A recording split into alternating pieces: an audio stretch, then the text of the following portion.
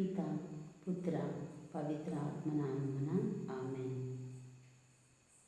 ప్రియ స్నేహితులారా, ఈరోజు నేను మీతో ఒక అద్భుత సాక్ష్యాన్ని పంచుకోదలుచుకుంటున్నాను.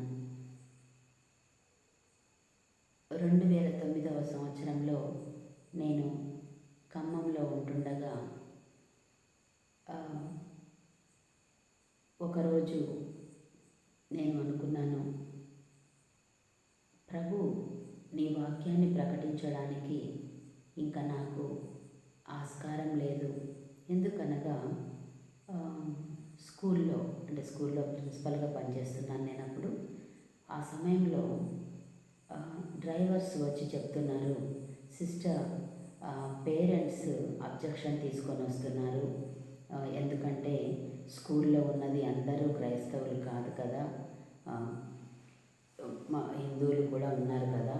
అలాంటప్పుడు మీరు అసెంబ్లీలో దేవుని పాటలు పాడిస్తున్నారు ఎందుకు, దేవుని యొక్క వాక్యాన్ని ఎందుకు చదువుతున్నారు అని అడుగుతున్నారు. కాబట్టి మీరు అసెంబ్లీలో ఆ ప్రార్థనలు ఆపేయమని చెప్తున్నారు సిస్టర్ అని చెప్పడం జరిగింది. అలాగే ఆ డ్రైవర్లు సిస్టర్లకు కూడా, కాన్వెంట్లో ఉన్న సిస్టర్లకు కూడా చెప్పడం జరిగింది. అనగా ఇట్లా పేరెంట్స్ ఒప్పుకోవడం లేదు అని చెప్పడం జరిగింది. అయితే నేను డ్రైవర్స్కి చెప్పాను, బాబు, ఏ పేరెంట్స్ అయినా ఒకవేళ ఎవరికైనా అబ్జెక్షన్ అనిపిస్తే నన్ను కలవమని చెప్పండి, నేను వాళ్ళకి సమాధానం చెప్తాను, వారు అర్థం చేసుకుంటారు అని నేను చెప్పినప్పుడు వాళ్ళు ఎప్పుడు కూడా పేరెంట్స్ గురించి ఏ పేరెంట్స్ చెప్పారని వాళ్ళు చెప్పరు. అయితే ఒకరోజు ఇంకా నాకు ప్రెషర్ అయిపోయింది. ఒక ప్రక్క ఈ డ్రైవర్స్ ఇలా చెప్పడం, తర్వాత సిస్టర్స్ కాన్వెంట్లో కూడా అమ్మా, ఇక్కడ మనం మొత్తం సిట్యువేషన్, ఈ ఏరియా కరెక్ట్ కాదు, మనము ఇలా చెప్తే స్కూల్ క్లోజ్ చేసే అవకాశాలు కూడా ఉన్నాయి. కాబట్టి నువ్వు ఆ యొక్క అసెంబ్లీలో పాటలు కానీ, అంటే మన దేవుని పాటలు కానీ లేదా బైబిల్ చదవడం కానీ ఆపేయాలి అని చెప్పారు. ఈ విధంగా ఈ ఫోర్స్ వల్ల నేనేం చేశానంటే, ఒకరోజు ఒక ఆలోచన చేసుకున్నాను, ప్రభు, ఇంకా నీ వాక్యం నేను అసెంబ్లీలో చదవడం కానీ, ఎక్స్ప్లెయిన్ చేయడం కానీ, లేదా నేను పాటలు పాడడం కానీ చెయ్యను, ఇదే లాస్ట్ అని ఎంతో బాధతో, ఎంతో వేదనతో ఏడుస్తూ ప్రభు ముందు కూర్చొని ప్రార్థన చేసుకొని, నన్ను మన్నించండి తండ్రి, ఇది నువ్వు చెప్పిన, నువ్వు నాకు ఇచ్చిన ఆజ్ఞ, ఇదిగో నువ్వు వాక్యాన్ని బోధించు అని నువ్వు నాతో మాట్లాడిన మాట, కానీ నీ మాటను వ్యతిరేకిస్తున్నాను. ఎందుకంటే ఇదిగో ప్రభువా, ఈ యొక్క పరిస్థితిలో నేనేం చేయలేకపోతున్నానని ప్రార్థన చేసుకున్నాను. అలాగే ఆ రోజు స్కూల్కి వెళ్ళాను. అసెంబ్లీ ఇంకా ఆ రోజు నిర్ణయం అయిపోయింది, ప్రభువా, ఈ రోజు నుండి నేను బైబిల్ చదవను అసెంబ్లీలో అనేసి. అయితే ఇంకా 5 నిమిషాల్లో అసెంబ్లీ ఉందనగా నేను ఆఫీస్ రూమ్లో కూర్చొని ప్రార్థన చేసుకుంటున్నాను. నన్ను మన్నించండి తండ్రి, ఇదిగో నేను నీ యొక్క వాక్యాన్ని చెప్పాలనుకుంటున్నాను. ఎందుకంటే చిన్నారి పిల్లల భవిష్యత్తు మంచిగా ఉండాలంటే వారికి దైవ జ్ఞానం ఉండాలని అనుకుంటున్నాను, కానీ నన్ను మన్నించండి అని ప్రార్థన చేసుకుంటూ ఉన్నాను. ఇంకా 5 నిమిషాల్లో అసెంబ్లీకి బెల్ అవుతుంది, గంట కొడతారు. ఆ సమయంలో ప్రియ స్నేహితులారా, 7th క్లాస్ అమ్మాయి వచ్చింది. 2 బైబిళ్ళు పట్టుకొని వచ్చింది, చిన్న చిన్న బైబిల్స్ 2 పట్టుకొని వచ్చి ఆ సమయంలో అసెంబ్లీకి ముందు వచ్చి నా చేతుల్లో పెడుతుంది.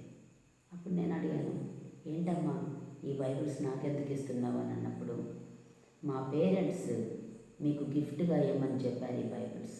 Praise the Lord. ప్రియ స్నేహితులారా, దేవుడు మనుషుల ద్వారా మాట్లాడతారు. అలాగే నేను అమ్మాయిని అడిగాను, మీ పేరెంట్స్ క్రిస్టియన్స్ అమ్మ, మీరు క్రిస్టియన్సా అని అడిగాను.